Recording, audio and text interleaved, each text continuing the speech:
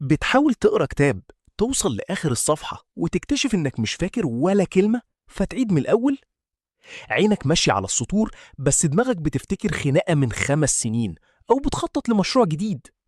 وتقفل الكتاب وتحس بإحباط إنك مش بتاع علم أو ما بتعرفش تركز.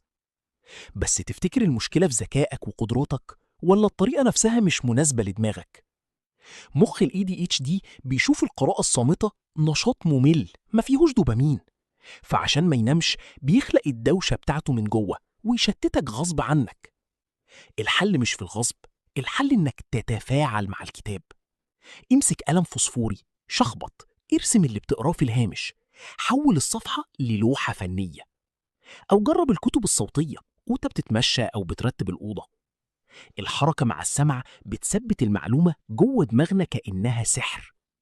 في مبادرة ADHD بالمصري، احنا هنا عشان نسندك بحلول حقيقية تناسب طبيعتك. اعملوا متابعة وشاركوا الفيديو، لأننا هنا دايما فاهمين بعض بجد. سلام.